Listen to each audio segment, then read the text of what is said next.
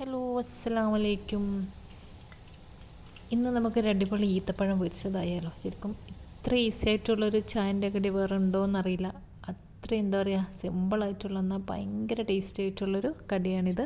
എല്ലാവർക്കും അറിയുന്ന തന്നെ ആയിരിക്കും. അപ്പോൾ ഞാൻ അതിന് വേണ്ടിയിട്ട് കുറച്ച് ഈത്തപ്പഴം എടുത്തിട്ടുണ്ട്. അതിൻ്റെ കുരുവെല്ലാം കളഞ്ഞ് നല്ലോണം ഒന്ന് തുറന്ന് അതിനെ ക്ലീനാക്കി. ഇപ്പം ഞാനിത് ജസ്റ്റ് ഒന്ന് അരച്ചെടുക്കുന്നുണ്ട്, അതായത് ഒന്ന് ക്രഷ് ചെയ്തെടുക്കുന്നുണ്ട്. അതിപ്പോൾ നല്ലോണം പഴുത്ത് ഞാൻ കുറച്ച് നേരം മിക്സിയിലിട്ടിട്ട് പെട്ടെന്നൊന്ന് അറിയാൻ വേണ്ടി ഇത്തിരി സോക്ക് ചെയ്ത് വെച്ചിട്ടുണ്ട് അതിനും. അപ്പോൾ ഞാനിത് മിക്സിയിലേക്ക് ഇട്ട് കൊടുക്കുന്നുണ്ട്. നിങ്ങൾക്കിത് വേണമെങ്കിൽ ഇങ്ങനെ അരക്കണമെന്നൊന്നുമില്ല കേട്ടോ. ഞാനിത് അരച്ചിട്ട് ഒരു ബോളാക്കിയിട്ട് എന്താ പറയുക, ബോൾസാക്കി എടുത്തിട്ടാണ് ഇത് ബാറ്ററിൽ മുക്കിയിട്ട് പൊരിക്കുന്നത്. നിങ്ങൾക്കിത് അങ്ങനെ തന്നെ വേണമെങ്കിൽ തുറന്ന് 2 പീസാക്കിയിട്ട് അല്ലെങ്കിൽ മുഴുവനോടെയും പൊരിച്ചെടുക്കാം. അപ്പം അതൊന്ന് അരച്ചെടുത്ത് അതിലേക്ക് ഒരു 2-3 ടേബിൾ സ്പൂൺ തേങ്ങ ഒന്ന് ഇട്ട് മിക്സ് ചെയ്യുന്നുണ്ട്. നിങ്ങൾക്ക് ഈ സമയത്ത് വേണമെങ്കിൽ കുറച്ച് ഡ്രൈ ഫ്രൂട്ട്സ് എല്ലാം ക്രഷ് ചെയ്തിട്ടിടാം, നട്ട്സോ ആൽമണ്ട്സ് അങ്ങനെയെല്ലാം. എന്നിട്ടെല്ലാം ഒന്ന് കുഴച്ച് വെച്ചിട്ടുണ്ട്. ഇനിയിപ്പോൾ വേറൊരു ബൗളിലോട്ട് ഒരു മുട്ട പൊട്ടിച്ച് ഒഴിക്കുക. ഇനി ഇതിലേക്ക് ഞാനൊരു അരക്കപ്പ് മൈദ ഇട്ട് കൊടുക്കുന്നുണ്ട്. അപ്പോൾ നിങ്ങൾക്ക് എത്ര ബാറ്റർ വേണോ അതിനനുസരിച്ചിട്ട് ഇട്ട് കൊടുക്കുക. കുറച്ച് കട്ടിയുള്ള ബാറ്റർ ആയിരിക്കണം. ഇനിയിപ്പോൾ ആ മൈദ ഇട്ടിട്ടൊന്ന് മിക്സ് ആക്കിയതിന് ശേഷം ഒരു 2 ടേബിൾ സ്പൂൺ അരിപ്പൊടി, ഏതെങ്കിലും പത്തിരിപ്പൊടി ഉണ്ടല്ലോ അതിട്ട് കൊടുക്കുക. എന്നിട്ട് നല്ലോണം ഒന്ന് കട്ടൊന്നും ഇല്ലാണ്ടൊന്ന് ഇളക്കി മിക്സ് ചെയ്യുക.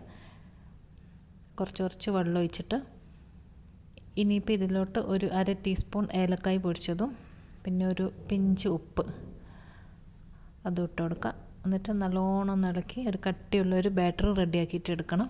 അപ്പോൾ മൈദ കുറവുണ്ടെന്ന് തോന്നുമ്പോൾ കുറച്ചും കൂടി ഇട്ട് കൊടുക്കുക. ഈ ഒരു കൺസിസ്റ്റൻസി ആയിരിക്കണം.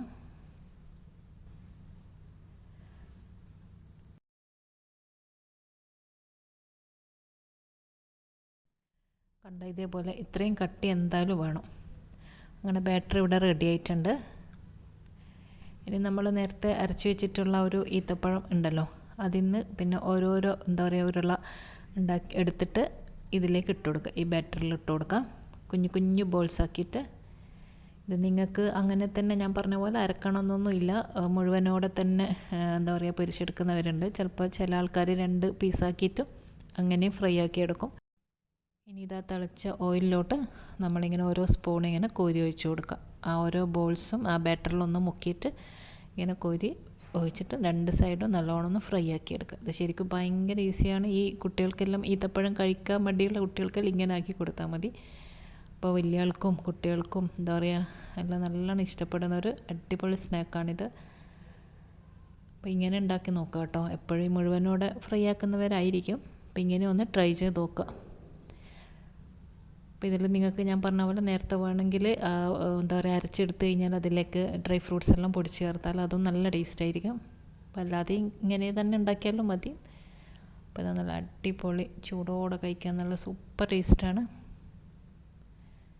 അപ്പോൾ എനിക്കിങ്ങനെ മുഴുവനോടെ കഴിക്കുന്നത് അത്ര ഇഷ്ടമല്ല, അതുകൊണ്ടാണ് ഞാൻ ഇങ്ങനെ ഉണ്ടാക്കിയത്. അപ്പോൾ എന്തായാലും ഇങ്ങനെ ട്രൈ ചെയ്ത് നോക്കുക. ഉണ്ടാക്കി നോക്കാത്തവരുണ്ടെങ്കിൽ നിങ്ങൾക്ക് ഇഷ്ടപ്പെടും. അപ്പം നല്ല ചൂടോടെ ചായയും ഈത്തപ്പഴം പൊരിച്ചൊക്കെ കഴിക്കട്ടെ. വീഡിയോയിൽ എല്ലാവർക്കും ഇഷ്ടപ്പെട്ടു എന്ന് വിശ്വസിക്കുന്നു. അപ്പോൾ അടുത്ത നല്ലൊരു വീഡിയോ ആയിട്ട് ഇൻഷാ അല്ലാഹ് ഇനിയും കാണാം. അസ്സലാമു അലൈക്കും, ബൈ.